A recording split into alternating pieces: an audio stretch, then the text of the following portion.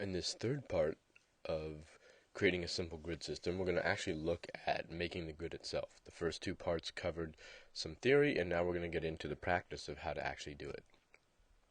And again, this system that we're going to see here is inspired by this article on Web Designer Wall that details basically this same kind of system that we're using. So I took that and really just built this tutorial around it. So the first step is when you're making a design, you want to know your widths. What's your overall width, your column width, and your gutter width. And that's necessary for writing our CSS. And this tool called GridYouLater is something that can really help with that. So what you first do is you sort of pick your overall width, and you can later, if you need to, and you may need to, adjust it up and down with these little arrow keys. And then you choose your number of columns. So in this case, we've chosen 964 as a width and 12 columns. And what it will do when you choose those is it will show you down here a list of possible column and gutter widths. And let's say you get something you don't quite like. So this was like 22 and you want it to be regular. Then what you can do is then you can go back and adjust the overall width here. And as you adjust that, it will then also adjust the column and gutter widths accordingly. So it gives you a few different options, usually somewhere in this range, around 10 to around 30 something. And it depends on the number of columns and the overall width, what actual even numbers that aren't like 21.227 you'll get. Also, you can use these controls here at the bottom, and then this here, which we're going to use, is the make PNG. It lets you download a PNG file with those exact dimensions. Overall width of 964, 12 columns with that gutter on that.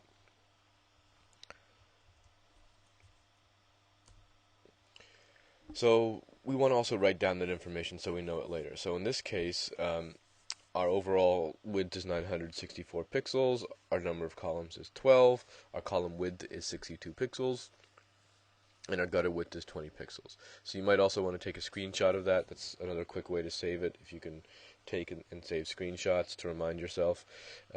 And we're going to actually use that background image later. Often what you would do with that downloaded image is just take it into Photoshop and put it on a layer, and you can use that as a guide when you're creating your Photoshop design. And what we're also going to use it for in this case is we're going to use it as a background image later on to double check that we did everything right when we're doing this. So the next part is that we need to know the width of each variation of columns. So how wide is one column, how wide is two columns, how wide is three columns. And this tool here at grid.mindplay.dk really helps with that. So what we'll do is we'll go in to that link and then enter in the numbers that we already know. So enter in 12, 964, 20, and then for margins we're going to do 0. Margins are what are on the far right and far left of your design. In this simple system we're not using margins. So you enter those in, then click Design, and it will give you all the numbers here, shown in a little highlight here, that you're going to need. So again, either write these down or take a screenshot, because we're going to need this information later. So now we're going to write our grid CSS. So first you'll create a file called grid.css. This will be separate usually from your other CSS files, so that it allows it to be reusable and also just sort of separates it out. It's easy to see your grid CSS. So the first one we're going to add is a container class that goes around all the elements that we're using. And we notice we use it as a class, so theoretically if you needed to, you could have more than one container on a page, although most of the time you'll sort of have one simple container. And this is where we use the overall width. And then the next part here just centers the page. This is an optional one. You don't have to do it, but a lot of grid-based fixed width designs are often centered. So now we're going to add a value for all of our grids. So what you'll see here is by using commas to separate these, we're applying this style to all of our grids. And you'll notice here that it only goes to grid 11, and that's because the 12th column is just the full width, the 964 pixels. By default, block level elements take up 100% width, so we don't actually need to define that. And what we're going to define for these is that they're going to be a float left, display inline, meaning they're going to work more like an inline element, and then we're going to have, in this case, a margin left, and that's going to be, this is the gutter, setting here, and I added the margin bottom. It's optional. That's just to separate out the rows from each other. And if it was a 16 column grid, that would be 1 through 15. If it was a 6 column grid, it would be 1 through 5. So now we want to set the widths for each of our grid sizes, and this is where having that information comes in handy. So we basically just take that and just say, okay, grid 1 is 62 pixels, grid 2 is 144, grid 3 is 226, 308, and so forth. And notice again, we only go up to grid 11. We don't use the overall width. We already defined that as well. So then the next step is we add a first class. So what first does is it uses our clear property to make sure that the first item is on a separate row from the other ones, and also gets rid of the margin left so that we don't have an extra margin on the left side of that one. We want it to be flush to the side. The next step is to add our untouchable divs, right, and apply the appropriate grid classes to them. So what, the untouchable divs are the main divs that mark out your content areas on the page. So in order to do that, we need an HTML file. So you'll create your HTML file. In this case, we're using XHTML strict. So then we're going to add a link to our style sheet here.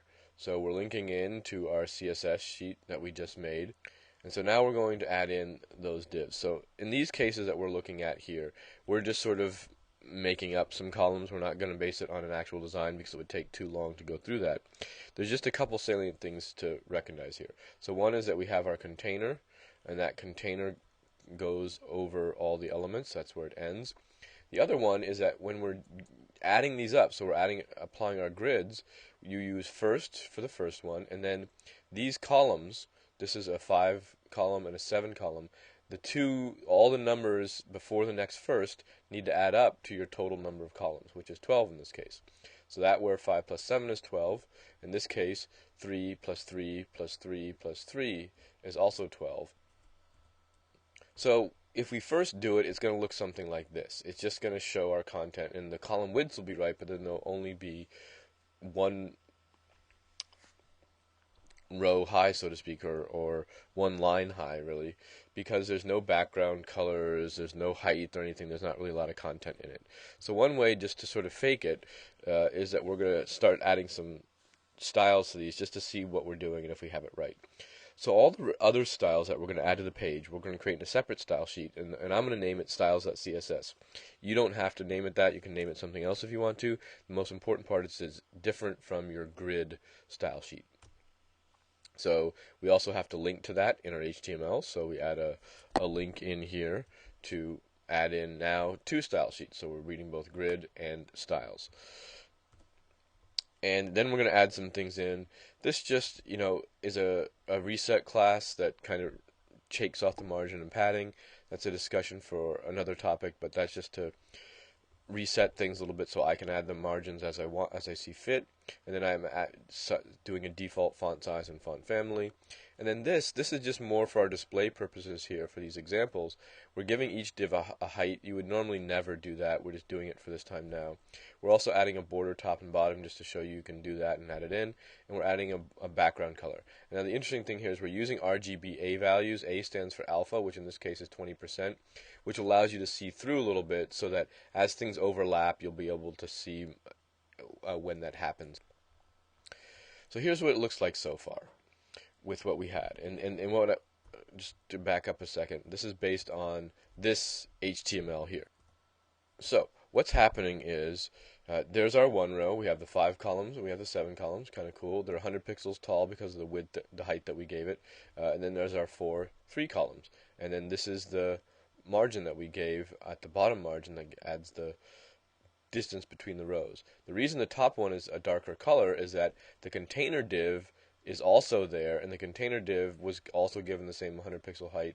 So this is our container div right now, and so that background color that's also 20% is causing these here to be a little bit darker. Okay, so we're going to modify the container a bit so that it doesn't have a height setting like the other ones. We want it to expand to contain it. So we're going to put it back to height auto there.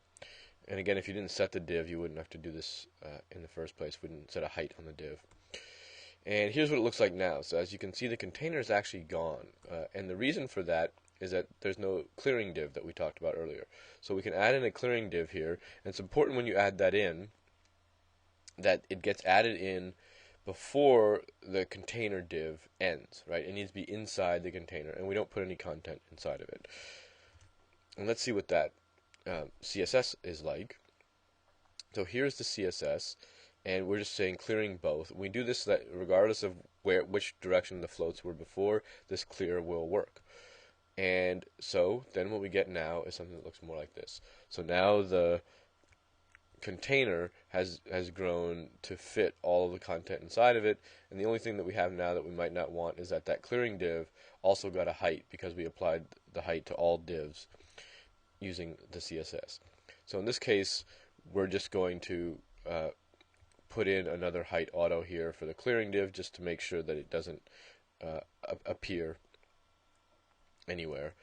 And then now we sort of get something that looks like this, which what we expected before. The only thing that's still there that we didn't take out, which you can take out in your CSS, is the top and bottom borders are still there for the clearing div, and so that's what's making this very thick at the bottom, because it's the clearing div's top and bottom borders and the container's bottom border as well.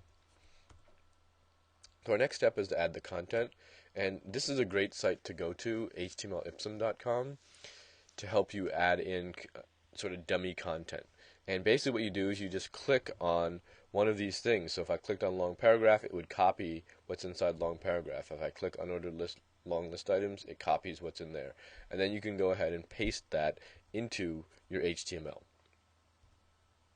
So here is the HTML with that stuff pasted in. So this is the content there inside of grid 5, and then my content inside of grid 7. And now what we're going to do also is, because we have content in there, we need to remove the height setting on our div, because we really want the height now to be based on the content. So we just added some CSS comments here to remove out that height that we had on the div. And here's what we get now. So that's what it looks like with content inside of it. And the quick note is that the reason that these are out in the gutters is that we took out the margins and the paddings and that reset element in the CSS. We'll show later how to add those back in if you want them to appear inside. Some people actually like this appearing in the gutters and leave it that way as well. It's a stylistic thing. So the other note here is that you can, as you're adding more columns now, just make sure they all add up to 12. So this is an example of 12 one-column elements that all got added to the bottom of the page. So you can just keep doing that, and just keeping in mind the two things, that you give first class as well to the first, and remember, if you're applying two classes, you just add spaces between them, and then you make sure that all these grid numbers add up to your total columns. So in the next step, we're going to add some styles for our content. We're going to do this in styles.css. And I'm not really going to spend a lot of time on this. We're just basically adding some padding, some more margins.